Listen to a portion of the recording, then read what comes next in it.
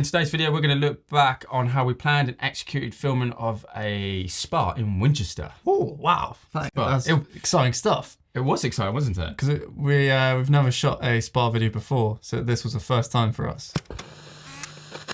So Nikki from Vita Skin Spa reached out to us, who I know through business networking, the only network for the people like people. And we got asked if we could produce an introduction video for their spa in Winchester. Yeah, it was the first time for us to do a spa video, so it's quite exciting. I remember feeling quite like, oh wow, this is different for us. Very different, because we're quite used to doing business to business. Not saying, in fact, the spa isn't a business. May I just add, this is the first time we went to go recce a location. Yeah, Nikki said to us they've had challenges in the past with photography because, as you can imagine, a spa, they don't have all like bright lights. It's quite dim. It's quite dark. And she said some of the space was a bit small.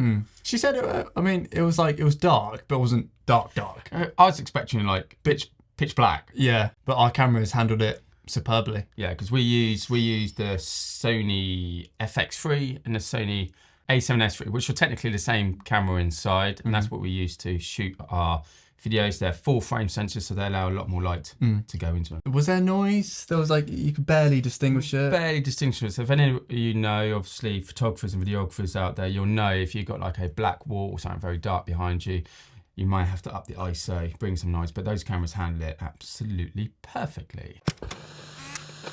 So Nikki, this was quite different because normally our clients don't plan fully about the shoot. It's normally up to us. But Nikki had gone all out on this occasion. She had planned everything from the time code from the beginning to end. What she had done, it was so planned to a point, so it left no room for error whatsoever. And she had to plan it this way because there was a photographer also there, and they were organising models to come in as well.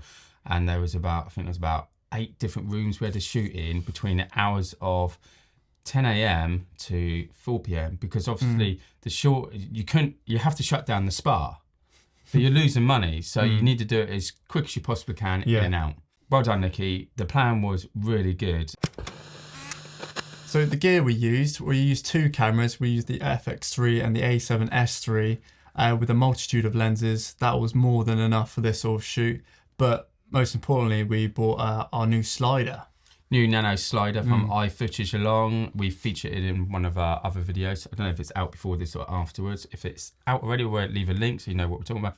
So the slider enabled us for those lovely smooth pans from like revealing shots into the room, behind candles and things like that. Yeah. And that was really good because the slider is especially quick to set up and reasonably light to carry around, only 2 kilograms. And it's all just touchscreen on the slider. So Elecom you had to use, if you're not familiar with the Elecom, it came with an app which you had to use with your smartphone, and it kind of it made it more of a burden. Yeah, when you're up against time, you need something you can operate very, very quickly.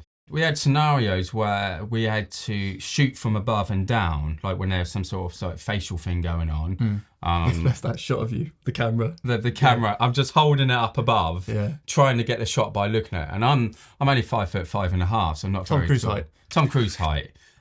It was a challenge to get through, and we had to do a bit of rearrangement with the furniture as well. And we're working around the models as well, weren't we? So we had to just give them guidance. Can you walk in here? Take whatever that is. It a bed? It's not a bed, is it? Yeah, just take your clothes off and stuff.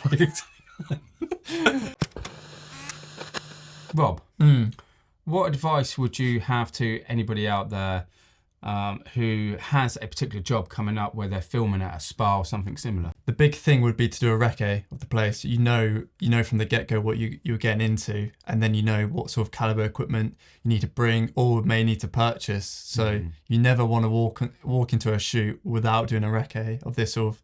This was quite a big project, and the first time doing a spa video, so we had to do a recce. Yeah. But that's what I would urge anyone to do. It makes it easier for you as well, doesn't it? You're not surprised. A lot of shoots we turn up a bit blind. Sometimes clients just send us photos. Not literally blind, but not literally blind. My advice would be, if you can get more time at the venue, go for it. Time can actually pressurise you into getting some shots you're not totally happy with. There was one thing we missed out, but nobody would know in the final edit. Yeah. But I would say recce, and if you can get more time on site, the better.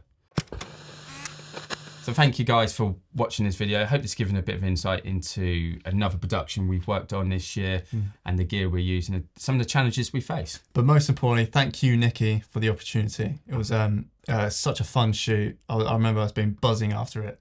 Yeah. So yeah, thank you for watching, and we'll catch you on the next episode. Take care. Bye. I think that's it. That's it. That's that one. Okay, right.